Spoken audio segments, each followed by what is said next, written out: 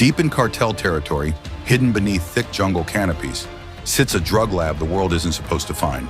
But if the US ever sent in its most advanced stealth bomber, the story would be very different.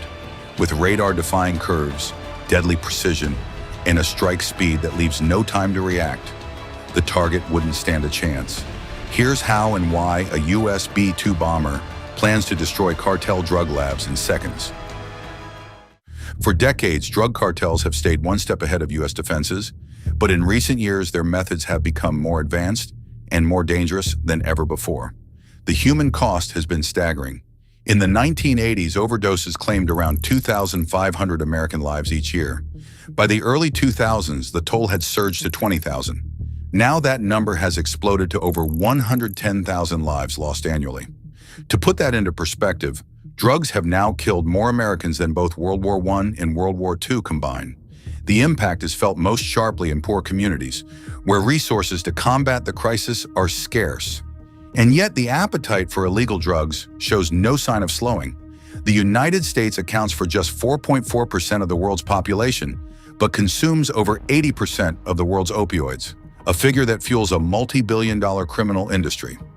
In response, the US has fortified its borders and expanded its patrol networks. But the cartels have learned to sidestep these defenses by going where few expected, beneath the waves. Submarines, once thought far too complex for smugglers, have become their hidden advantage. The first so-called narco subs emerged in the 1990s, crude creations built from wood and fiberglass deep in remote, swampy regions. These makeshift vessels avoided satellite and drone detection simply because of where they were built, out of sight and far from prying eyes. But since 2006, law enforcement agencies have been tracking and capturing a new kind of smuggling craft, the low-profile vessel, or LPV. At first glance, these boats didn't look much different from today's go-fast boats, except they sat much lower in the water, making them harder to spot.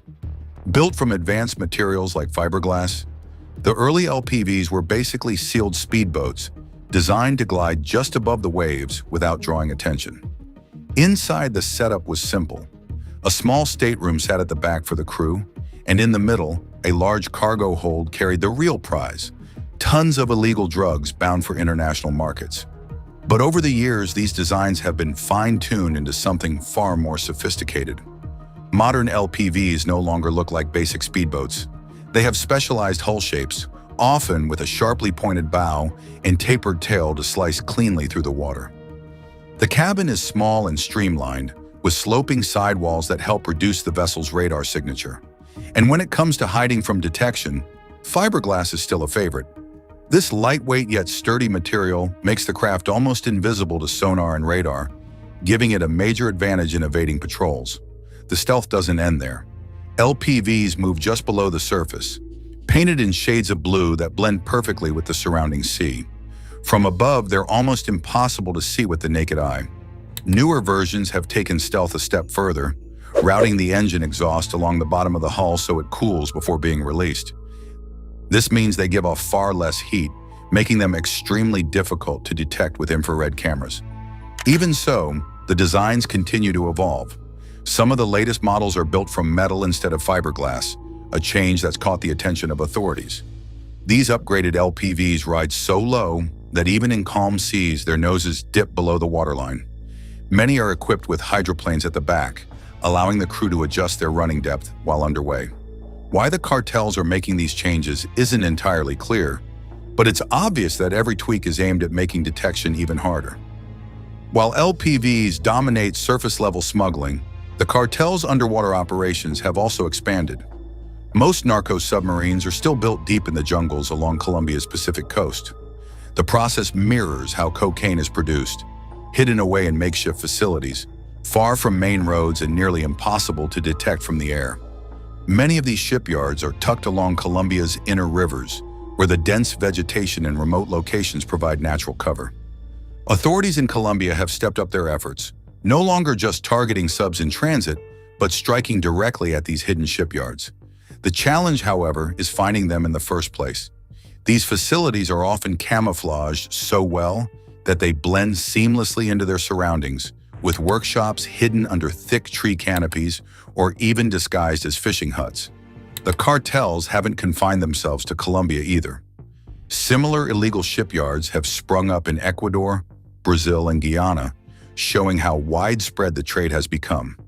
And behind much of this activity lies a powerful and long-standing player: the Revolutionary Armed Forces of Colombia, better known as FARC.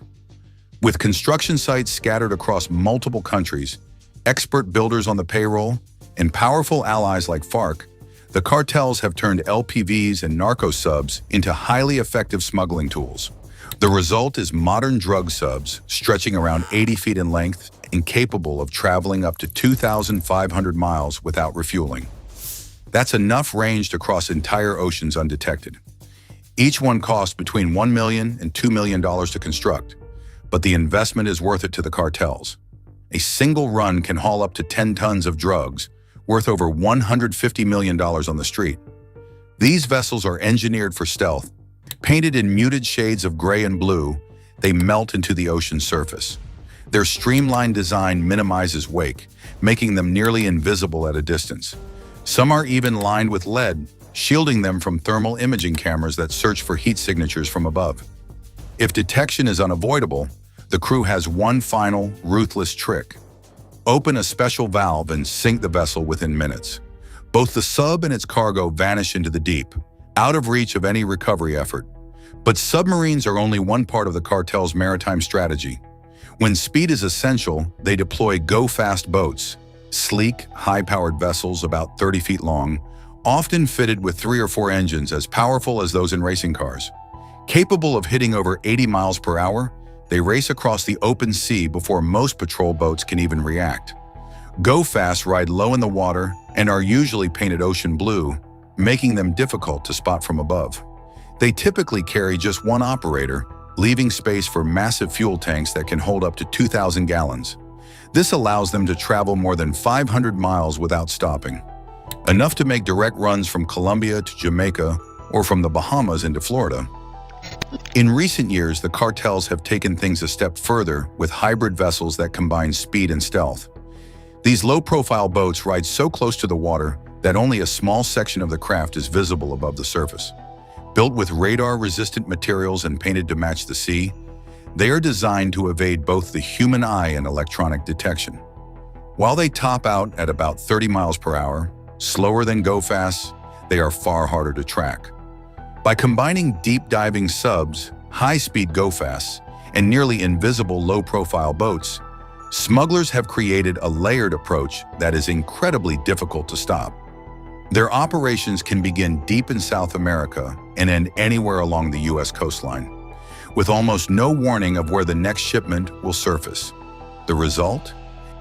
An ever-expanding, multi-billion-dollar network that's flooding the U.S. with drugs, fueling an addiction crisis that claims more lives each year than many major wars combined.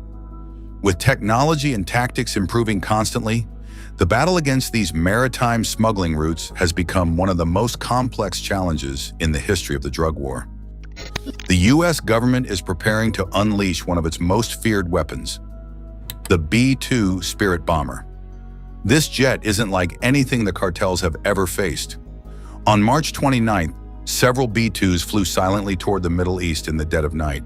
At precisely 2 that morning, the first bombs dropped on Sada. 10 key targets vanished in minutes: command centers, radar stations, and bunkers used for secure communications. Built initially to stop nuclear war, the B-2 remains one of the planet's most advanced stealth bombers.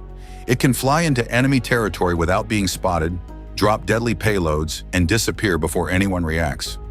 Each of its 4 engines produces 17,300 pounds of thrust, giving the jet the power to cruise at over 600 miles per hour while staying high above most missile systems, including anything the cartels might try to use. Stealth is at the heart of the B-2. There's a measure called radar cross-section, or RCS. It tells how big a plane looks to radar. A large RCS makes an aircraft easy to spot. A small one can make it almost invisible. The B-2's RCS is tiny, just 0.1 square meter. That's smaller than a bird on radar. By contrast, an F-15 fighter jet shows up much larger, nearly 250 times the B-2's radar profile. All those details add up in a mission. A tiny radar signature means the bomber can cross defenses before they even know it's there. High speed and altitude keep it out of reach for many missile systems. Powerful engines mean it can get to distant targets fast. In the March 29th operation, those traits let the B-2 hit 10 vital sites in a single night. Command nodes stopped working, radar nets went dark, and secure bunkers were destroyed in minutes. The plane's design and raw power change how a strike unfolds. Radar returns are tiny, reaction time is short, and the bomber can be gone before a coordinated response forms. Flying high and fast while hiding from sensors gives the B-2 a rare mix of reach and surprise. Its shape, engines, and low RCS work together to make detection slow and response times too slow.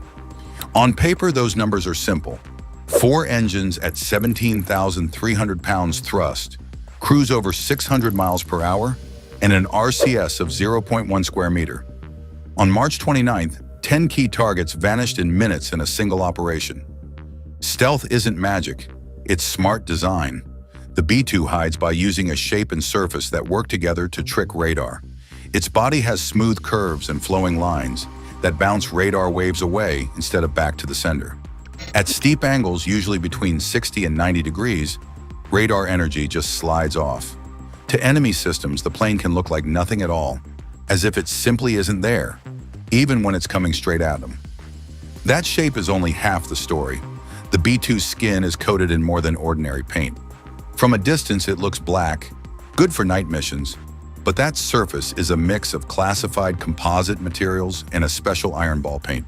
Together, they soak up nearly 80% of incoming radar waves. So if a radar operator ever did catch a hint of something, it would likely register as a bird or a puff of cloud, not a $2 billion flying beast loaded with bombs. Some radars still in use make no difference. Old systems like the Soviet P-18 spoon rest and newer ones like the Kadir work in the L-band, about 1 to 2 gigahertz. Those radars are fine for big targets, but against an aircraft like the B-2, they are almost useless. Trying to find a stealth bomber with those radars is like catching a needle with a fishing net. It just slips through. No matter how powerful the radar or how skilled the operator, the B-2 can remain hidden. All these design choices add up. A shape that deflects waves, a coating that absorbs most signals, and a very small radar return make the plane hard to see on screens. That makes surprise possible. Whether flying over deserts, through jungles, or above deep coastal waters, the bomber can approach unseen, strike key systems, and vanish before a response can form. In practice, mission planners use this edge in phases. The first wave destroys command centers, radars, and bunkers used for secure messages. After that initial strike, B-2s pull back.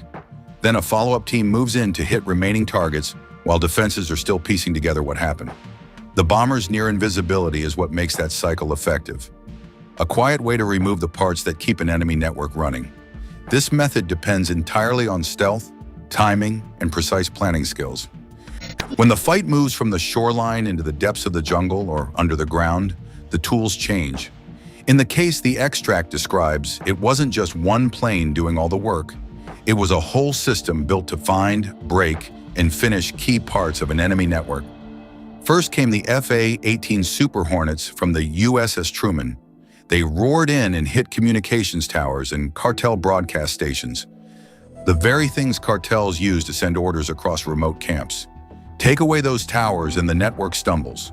Suddenly, remote cells can't hear orders. They can't pass warnings. They're blind and deaf. After that first wave, the B-2s moved in. They weren't there to flatten the forest. They used smaller, precise weapons, 500-pound GBU-38 bombs. These have a blast radius near 80 meters, enough to destroy a tower or bunker, but small enough to avoid smashing the whole spread of trees around it. That kind of precision matters in places where you want to stop the enemy without turning a jungle into rubble. Precision separates planned strikes from chaos. By the time the bombs hit, cartel fighters often hadn't even heard the planes. Their air defenses, if any, were likely gone before alarms went off.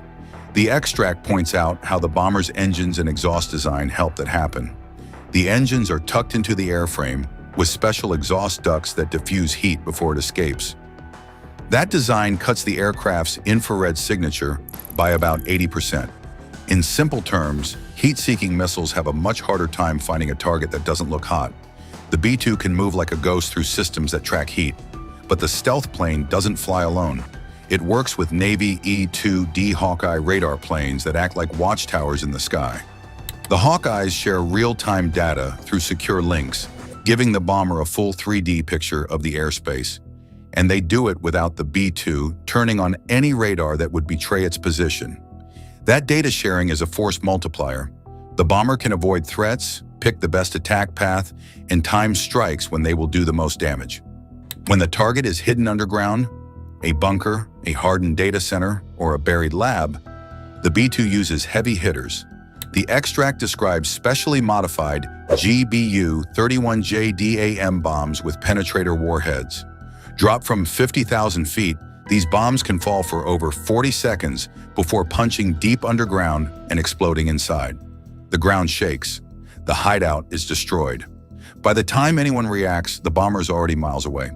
Connectivity makes the B-2 even more dangerous. It's linked into the U.S. Combat Command Network and can get target updates while airborne via satellites. It sends and receives mission data through secure radio channels and taps into the Link 16 tactical data network. That constant feed keeps pilots current on changes, threats, and new targets, even when deep inside hostile territory. On top of that, the B-2 carries an internal system that scans electromagnetic signals. If an enemy radar tries to lock on, the system alerts the crew and suggests evasive moves. Change altitude, shift course, or drop out of a patrol path. That quick warning is the difference between a clean exit and getting pinned down. And the bomber still brings a massive punch.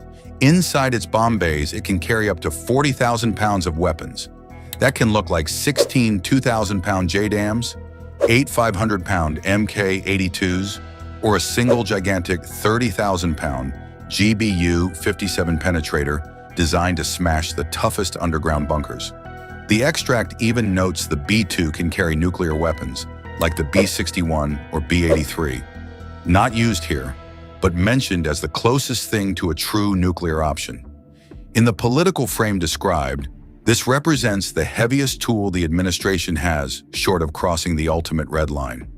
The result is a layered approach. Fast planes take down the eyes and ears. Stealth bombers remove command nodes and harden sites, and precision weapons do the damage while limiting wider destruction. That greatly raises the cost and risk for anyone running hidden labs, shipyards, or command centers. Politics and secrecy hover over it all. Insiders say the U.S. might act without final permission from Mexico, potentially running a secret operation with more drones, bombers, fighters, and personnel than the region has seen in years. When NBC asked, the National Security Council refused to comment. Mexico's president, named in the extract as Claudia Sheinbaum, has warned the U.S. it will not allow unauthorized action on its soil. Still, the extract reports that Trump's pick for ambassador, Ronald Johnson, supports a solo mission if needed, and Defense Secretary Pete Hegseth warned Mexican officials that a strike could happen with or without their green light. But behind the silence and diplomatic standoffs, a political shift was already setting the stage for an aggressive play, one that would change the entire fight against the cartels. In 2024, while running for a second term, Donald Trump promised he would crush the cartels. And once he won, he moved fast. In a speech to Congress on March 4th, he called the cartels a clear danger to American lives. He said the cartels were waging war on the United States and that it was time for America to fight back. That speech didn't come out of nowhere. 2 weeks earlier, Trump had already labeled 8 cartels as foreign terrorist groups. That label changed the rules. It gave U.S. forces, including the Navy, more power to treat cartel operations like counterterrorism targets. The result was a quick tightening of ties between governments and militaries. Mexico's Senate agreed to a new joint training plan that put the U.S. Army's 7th Special Forces Group together with Mexico's elite naval Marines. It was a big step, a public sign that both countries were getting ready for a much tougher fight. At the same time, the CIA began sending more high-tech drones over Mexico. Those drones watched cartel moves from the sky and gathered secret information on how these groups work. Behind the scenes, military and intelligence leaders started talking about options that would have sounded extreme not long ago. 6 current and former officials from the U.S. military, law enforcement, and intelligence circles said drone strikes were now on the table. People were discussing hitting cartel leaders, vehicles, drug labs, storage yards, anything that was part of the trafficking network. Those talks were reportedly happening at the highest levels: the White House, the Defense Department, and top intelligence chiefs. And sources say the Mexican government knew these conversations were taking place. This push wasn't totally new. In 2020, while Trump was still president, former Defense Secretary Mark Esper said Trump asked if the U.S. military could launch missiles at drug labs in Mexico and then deny it afterward. Trump and his team denied that claim, but the comment stuck in people's minds. Many believe that the idea to use force and then shrug it off never really left the president's thinking. For Trump and his supporters, the math is simple. Put enough pressure on cartel members and they'll stop. They argue that once the cartels understand the cost in lives and goods, they will fold.